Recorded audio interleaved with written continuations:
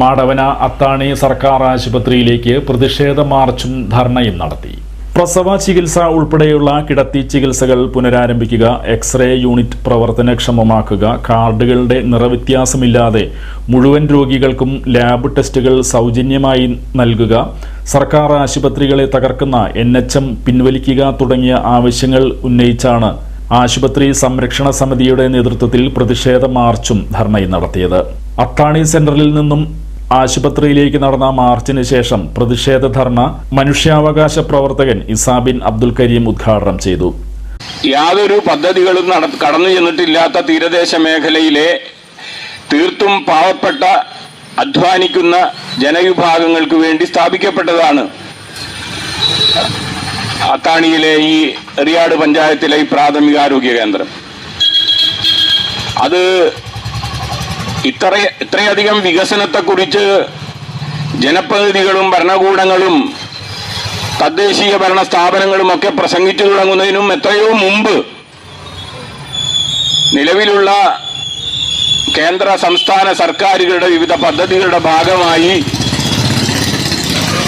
ജനങ്ങൾക്ക് പ്രാപ്യമായിരുന്ന ഒരു സ്ഥാപനമാണ്.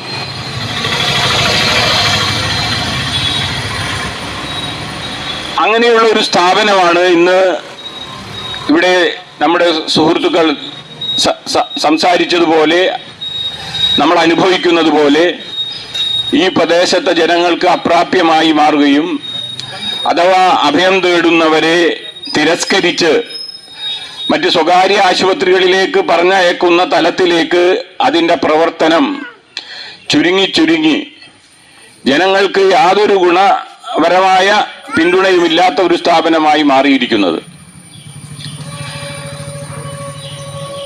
ആദ്യം പ്രാഥമികാരോഗ്യ കേന്ദ്രങ്ങളും പിന്നീട് കമ്മ്യൂണിറ്റി ഹെൽത്ത് സെന്ററുകളും സാമൂഹ്യാരോഗ്യ കേന്ദ്രങ്ങളുമായി ആശുപത്രി സംരക്ഷണ സമിതി കൺവീനർ KV വിനോദ് അധ്യക്ഷത വഹിച്ചു. ശാസ്ത്രപ്രചാരകൻ ബോണിഫസ് ബെന്നി മുഖ്യ പ്രഭാഷണം നടത്തി. നഗരസഭ മുൻ standing committee chairman GS Suresh, Sathyan Eriyad, Sirajuddin Shaji, Nandagopan Veluthadi, Siddique, Ismail Azhikode, Bindu Santhosh, Siraj Athani, KA Shameer Madavana, advocate Suja Antony, KV Rajeevan എന്നിവർ സംസാരിച്ചു. Shihab, CS Krishnakumar, OM Sreeja, Aneesha, Shaji Moonjely, Shabu Jose, TP Dileep Kumar Kandamkulam, പ്രബിൻദാസ്, Radhika എന്നിവർ നേതൃത്വം നൽകി.